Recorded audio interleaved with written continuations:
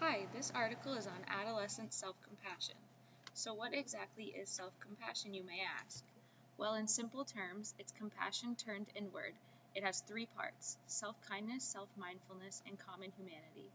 In this video, we will be talking about a study that was done to answer the questions of how adolescents conceptualize self-compassion and what the underlying experiences of self-compassion are among adolescents. So, for the study, participants were recruited from a high school program that was designed for kids who have trouble in excelling in traditional school settings. There ended up being 6 total participants, 4 girls and 2 boys, all between 10th and 12th grade. They also were involved in some type of high-risk activity in the past, such as gang activity, involvement with drugs, and engaging in physical violence. The researchers conducted a series of interviews with the kids. In the first interview, they asked the kids open-ended questions such as, "What does self-compassion mean to you?" or tell me a time that you were self-compassionate." Each interview lasted around 45 to 60 minutes. 3 months later, the researchers met with the kids again and conducted a follow-up interview.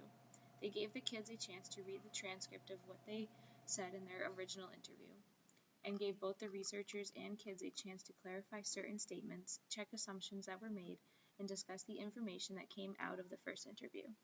At this point, you might be wondering how the researchers analyzed the data that they got from the interviews. Well, they read and reread the transcripts of both interviews and used a special software that codes and groups common phrases and sentences, and then groups them again into common themes that were found across participants. After that, a second researcher reviewed the codes and the groups made by the first researcher. It's kind of like a peer review and analysis.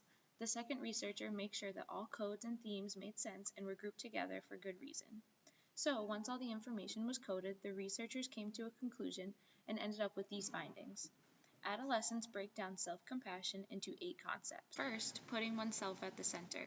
This means that to all the participants, self-compassion meant making themselves a priority rather than revolving around the needs and opinions of other people. Second, maintaining a positive outlook. This is a major aspect of self-compassion from the standpoint of the participants. Basically, it describes the practice of maintaining a positive outlook and having a positive attitude during times of hardship. Third, engaging in pleasurable activities. This is important as activities seem to be a form of distraction that help participants cope with stressful events. Fourth, connecting positively with others. To the participants, self-compassion meant interacting with and relating to people in positive ways. Fifth, working on self-improvement. As the kids described it, self-compassion included efforts aimed at bettering themselves. The efforts often meant making positive life changes and avoiding self-destructive behavior. Sixth, making oneself attractive to others. For all participants, self-compassion was expressed by putting their best face forward in social situations and interpersonal interactions. Seventh, accepting oneself. Participants viewed self-acceptance as a key aspect of self-compassion. This involved accepting themselves and acknowledging their perceived flaws rather than denying them or hiding them. And lastly, experiencing emotional balance. This means that participants viewed self-compassion as being closely related to emotional control. An important element of emotion regulation was being able to tap into the feelings of relaxation in response to feeling overwhelmed or distressed. As for limitations of this study, all participants were from mainly European and Canadian backgrounds, and therefore may not be representative of everyone's views of self-compassion. The findings of this study were consistent and reaffirmed information gathered in previous research, that positive outlooks and kindness are inherent in our definitions of self-compassion. After learning about this study, we want to know if you can answer some discussion questions. Here they are.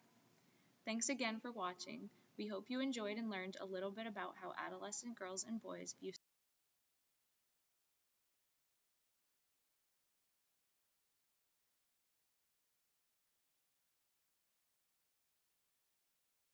Created using Powtoon.